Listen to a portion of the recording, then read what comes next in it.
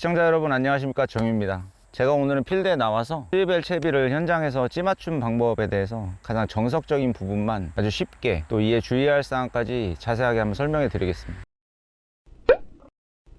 네, 현장에서 찌를 맞추시는 방법은 이 찌 부력을 이제 제가 원하는 장소에서 낚시를 할 때 부력을 맞추는 거잖아요. 네, 대부분 조사님들은 이 수조가 집에 없으신 분이 더 많거든요. 근데 이거를 이제 현장에 나가서 맞춰야 되는데 이때 주의할 사항이 있어요. 제가 낚싯대를 던지고 싶은 그 장소에 부력을 맞추는 거하고 이 발 앞에서 부력을 맞추는 건 확실히 다릅니다. 깊이가 다르고 이 부력이 작용하는 게 다르기 때문에 저 앞에 던지시는 저 자리에 부력을 맞춘다고 해도 이 앞에서 다시 당겨서 던지면 부력 차이는 분명히 있거든요. 아무래도 저 멀리 던지는 부분이 수심이 깊기 때문에 부력이 더 작용을 합니다. 그래서 그냥 습관적으로 설명해 드리는 대로 순서에 입각해서 그냥 외우시면 돼요. 한번 해볼게요. 이 찌가 부력이 안 맞았을 거예요, 대부분. 현장에 와서 맞추셔야 되니까.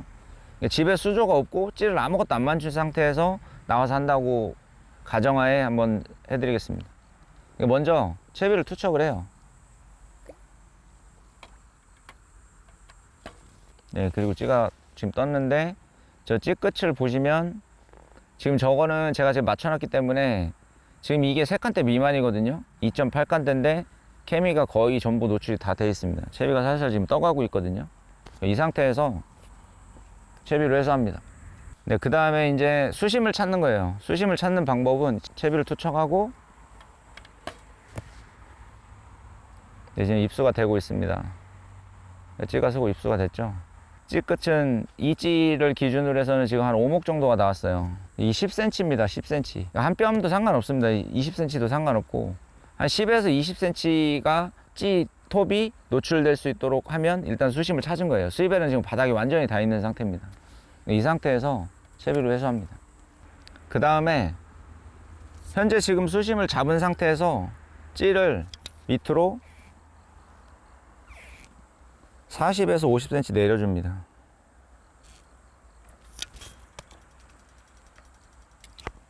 네, 40에서 50cm 내려준 상태에서 다시 채비를 투척합니다.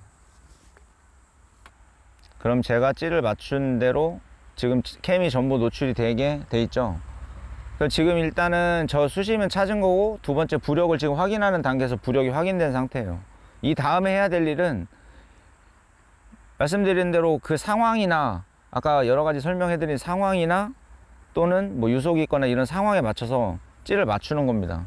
찌 부력을 가감하는 그런 단계를 이 다음 단계로 하면 돼요. 근데 저는 부력이 맞아 있기 때문에 다시 채비를 회수해서 다음으로 해야 될 거는 일단 바늘을 다는 거예요. 지금 바늘이 안 달려 있는 상태에서 찌를 맞추거든요, 스위벨은. 근데 부력을 하고 그다음에 바늘을 답니다. 찌를 좀 더 올려서 한 목만 맞을 수 있게, 일목이 거의 맞고 줄이 완전히 가라앉으면 딱 맞을 거예요. 딱 맞죠? 네, 이 낚시를 하시다 보면 현장에서 채비가 완전히 달려있는 이 채비를 가지고 찌를 맞추다 보면 중요한 실수가 하나가 있어요. 이 찌를 계속 가볍게 만드는 그런 행동이거든요. 예를 들어서 보여드릴게요. 네, 찌를 맞추신다고 이렇게 투척을 하고 찌가 입수가 되죠. 그럼 이 상태에서 쓰자마자 하나, 둘, 셋, 넷, 다섯, 여섯, 일곱, 여덟, 아홉, 열. 한 10초, 지금 한 8초에서 10초 정도 셌잖아요. 이 내에 맞는 찌 높이가 이 찌의 부력입니다. 여기서 만약의 경우 점점 가라앉는다고 예민하게 생각한다고 계속 봉돌을 깎거나 세링을 계속 빼내면 점점 저 찌는 가벼워져요. 이걸 꼭 기억하셔야 돼요. 지금 제가 이 설명해 드린 거는 이게 상당히 중요한데 이 초보분들이 가장 실수하는 거예요. 왜냐면 수조에서 맞춰서 어차피 현장 나가도 현장 찌 맞춤은 다릅니다. 수조에 제가 뭐 딱 일목을 맞춰 놓는다고 해서 막상 필드에 나가서 줄 달아서 채비 던져도 일목이 안 나와요. 더 무겁게 나옵니다. 무조건 다 가라앉아요. 일목에 맞춰도 딸깍이 되거나 한 목 이상 차이는 분명히 나거든요. 그 현장에 나가면 다시 맞추셔야 되는데 그거를 제가 예민하게 나는 일목에 죽어도 맞아야 돼 라고 생각하고 계속 던지면서 한참 쳐다보고 있다가 다른 예를 들어 다대 편성을 한다 이거예요. 그러면 1번부터 5번까지 이렇게 대를 쫙 편성해 놓고 1번 던져놓고 2번 던지고 3번 던지고 딱 1번 보니까 5개를 한참 시간이 지났는데 찌가 더 내려가요. 그러면 또 세링을 빼고 이러면 점점 찌 맞추면 가벼워지는 겁니다. 그러니까 던지고 5에서 10초 사이에 찌 끝이 딱 닿는 그 부분이 그 찌의 부력이에요. 그 이상은 절대 내리시면 안 됩니다. 꼭 지키셔야 됩니다. 수심이 깊던 낫던 마찬가지입니다. 네, 2호줄 기준이거든요.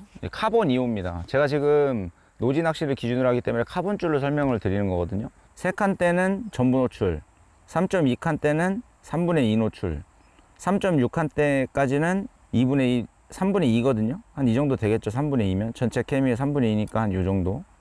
그리고 4칸 대가 되면 수면 맞춤이에요. 수면에 케미가 이렇게 딸깍 되게 맞추시는 거예요. 이제 3.2칸 대하고 3.6칸 대 기준으로 해서 36대 미만이라고 해봐야 3.2에서 36이면 34나 33, 뭐 35 이런 대들이 있잖아요. 근데 이게 수면에서 저희가 보기에 3분의 1 노출, 뭐 3분의 2 노출 이렇게 설명을 해드리는데 저기 멀리다 놓으면 이게 3분의 1인지 3분의 2인지 잘 몰라요. 그러니까 이걸 맞추실 때 4칸대 미만, 3칸대까지는 전부 노출을 해주시고 그 다음에 4칸대까지 뭐 3구대나 38대 그 정도까지는 케미를 반을 수면에 내놓는다고 생각하시면 돼요. 그럼 거의 비슷합니다. 그 차이는 되게 미미해요. 그런데 왜 이렇게 나눴냐? 이게 필드에서 낚시를 하시다 보면 특히 양어장 같은 데 예민할 수 있잖아요. 그러니까 그 예민한 것 때문에 이 중간 기둥 목줄을 완전히 이 채비에 보시면 이 원봉돌하고 이 스위벨 사이에 이 기둥줄을 완전히 쫙 펴는 게 이 스위벨의 관건이거든요. 이게 부력이 무거우면 무거울수록 이게 줄이 이렇게 울거든요. 요걸 방지하기 위해서 이렇게 성사장님이 이걸 이렇게 구분을 해 놓으셨는데 막상 필드에 나가면 좀씩 다르거든요. 그러니까 그냥 어렵게 생각하지 마시고 3칸대 미만은 케미가 다 나온다고 생각하시고 찌를 맞추시고 3칸대부터 4칸대 미만까지는 케미를 이렇게 반만 내놓는다고 생각하시고 부력을 맞추시면 됩니다. 그리고 4칸대 이상은 수면에 일치하게 맞춘다.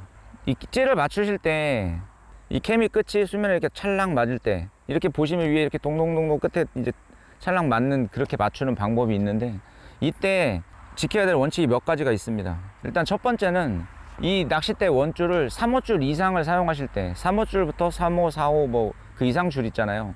3호 미만 줄은 제가 설명해 드린 대로 반 맞춤, 딸깍 맞춤 이렇게 해도 되는데 3호줄 이상일 때는 케미를 수면 맞춤으로 하셔야 돼요.